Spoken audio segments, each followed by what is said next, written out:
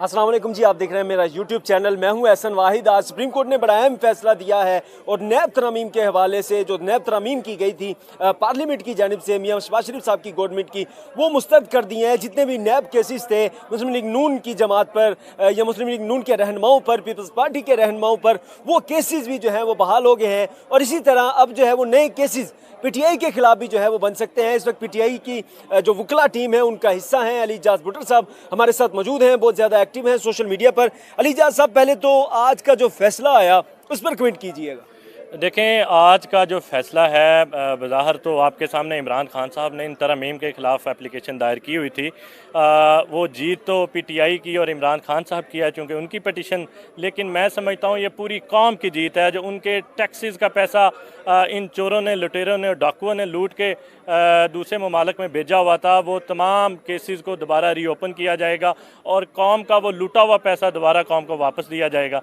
तो आपके सामने जब इन तमाम चाहे वो पीपीपी के लीडरान हैं, चाहे वो मुस्लिम लीग नून के लीडरान हैं, वो आपको इन नैब की अदालतों में, इन नैब के ऑफिस में दोबारा नज़र आएंगे। और लेकिन फ़ैसले में ये लिखा गया है कि जो 7 दिन के अंदर अंदर इनके तमाम केसेस को नैब अदालतों में भेजें, चाहे वो इंक्वायरी की स्टेज पे थे, चाहे वो इन्वेस्टिगेशन की स्टेज पे थे या ट्रायल चल रहा था, तो उनको नैब की अदालतों में भेजें और दोबारा इनके केसेस को रीओपन करें।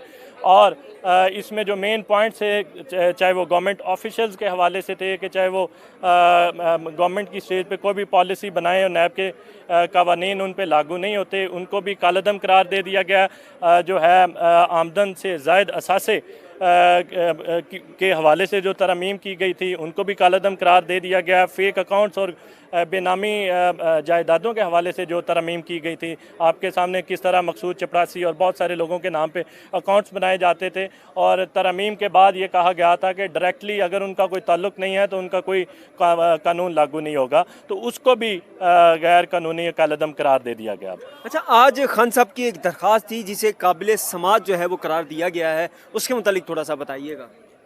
ये नैब तरमीम के हवाले से जो है वो देखें, आपके सामने जिस तरह रजीम 16 महीने पहले रजीम को चेंज किया गया, रजीम चेंज के बहुत सारे मकासद थे। उन मकासद में थे, एक मकसद ये भी था कि इमरान खान साहब की हुकूमत को गिराना और उसके बाद जितने इन पीडीएम टोले के अरबों रुपए की करप्शन के केसेस हैं उनको कैसे ख़त्म करवाना है।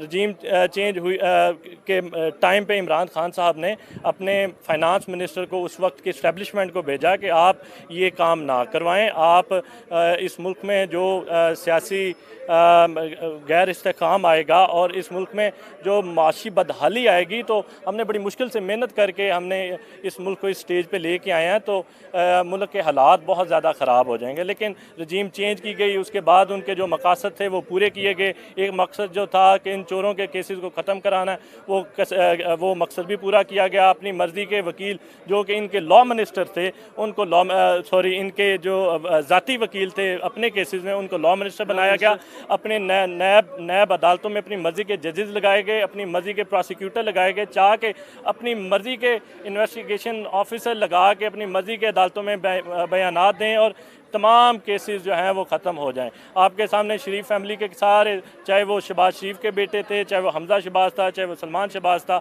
उनके तमाम केसेस को ख़त्म किया गया। चाहे वो जरदारी फैमिली के केसेस थे, उन तमाम केसेस को, चाहे वो रमज़ान शुगर मिल के केसेस थे, उनको ख़त्म किया गया। अच्छा भुट्टर साहब, आप बताइएगा, आपकी खान साहब से जो है वो तकरीबन 2 से 3 अब तक मुलाकातें हो चुकी हैं जब से खान साहब जो हैं वो अटक जेल में कैद हैं, तो खान साहब ने क्या इस केस के हवाले से कोई बात हुई इससे पहले? देखें, जब ये केसेस आपके सामने इमरान खान साहब पर 2 नैब के बेबुनियाद केसेस बनाए गए, लीगल टीम की तरफ से लीगल टीम के कुछ मेंबरान की तरफ से इमरान खान साहब को मशवरा दिया गया कि अगर इन तरमीम के ख़िलाफ़ सुप्रीम कोर्ट नहीं जाएंगे, इन तरमीम से फ़ायदा लेना चाहें तो आपके तमाम केसेस को ख़त्म कर दिया जाएगा नैब की तरफ से। खान साहब को ऑफ़र की गई।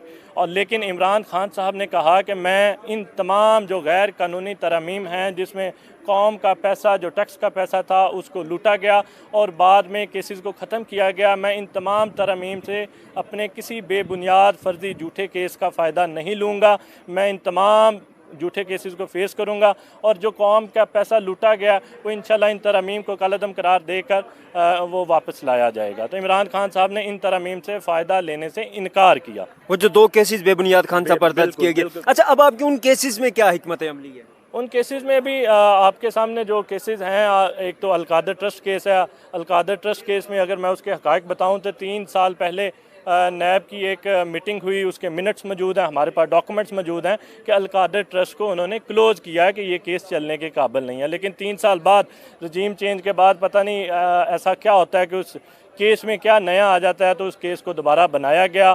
और अगर अलकादर ट्रस्ट के जिसको मीडिया पे चलाया जाता है कि 190 बिलियन का कोई केस है, वो 190 बिलियन जिस सुप्रीम कोर्ट ऑफ पाकिस्तान में हम खड़े हैं इसी के अकाउंट में मौजूद हैं। इमरान खान साहब ने तो उसमें से ज़ाती फ़ायदा कोई नहीं लिया, कोई फाइनेंशियल गेन इमरान खान साहब का नहीं है। जब भी इमरान खान साहब नैब के ऑफिस में इन केसेस में इन्वेस्टिगेशन ज्वाइन करने जाते हैं तो उनका यही सवाल होता है कि मुझे बताया जाए कि मैंने इसमें से फाइनेंशियल गेन क्या किया है, तो उनके पास तो कोई जवाब नहीं होता।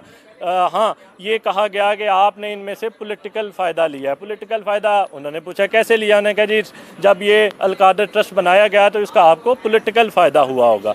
लेकिन सवाल यह है कि इमरान खान साहब ने तो ट्रस्ट दुनिया के बड़े ट्रस्ट बनाए, शौकत खानम के नाम पे 2-3 बड़े हॉस्पिटल बनाए और यूनिवर्सिटीज़ के नाम पे बड़े ट्रस्ट बनाए। तो इमरान खान साहब ने उधर से अपना सियासी फ़ायदा नहीं लिया। तो अलकादर ट्रस्ट जो अभी बना भी नहीं है, अभी चला भी नहीं, या चल रहा है या अभी इनिशियल स्टेज पे है, तो उससे इमरान खान साहब सियासी फ़ायदा कैसे ले सकते हैं? बिल्कुल। ये जी अली एजाज भुट्टर साहब थे जिनकी आपने राय जानी कि किस तरह नैब तरामीम के इस केस को जो था पीटीआई ने फॉलो किया है। और खान साहब ने सबसे बड़ी बात जो है वो नैब की तरफ से जो ऑफ़र की गई थी कि अगर आप इन तरामीम के खिलाफ ना जाएं, अगर आप कोर्ट में ना जाएं, तो फिर जो है आपके जो 2 केसेस हैं, जो आप पर 2 केसेस खोले गए हैं आपके, वो भी जो है वो ख़त्म कर देते हैं। लेकिन इमरान खान साहब ने बकौल अली एजाज भुट्टर साहब के डील करने से जो है वो वाज़ेह तौर पर इनकार कर दिया और उन्होंने कहा कि नहीं, मैं जो है अपने ज़ाती फ़ायदे के लिए अवामी मफाद को जो है वो कुर्बान नहीं करूँगा। खुदा आओ ना ज़रा, हाँ ना, आप आओ ना ज़रा। अभी क्या हाल खैरियत है?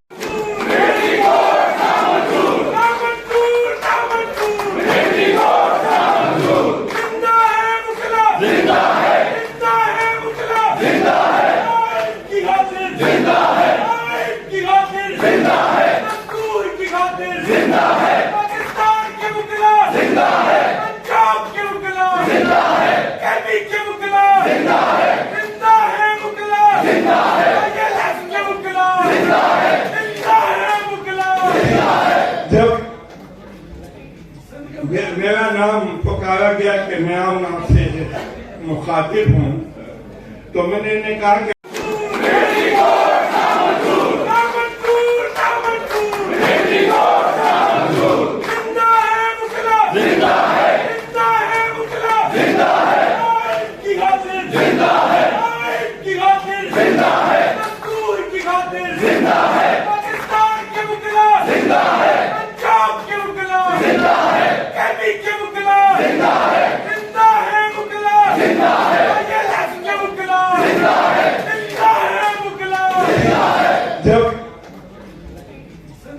मेरा नाम पुकारा गया कि मैं आपसे मुखातिब हूँ, तो मैंने इन्हें कहा कि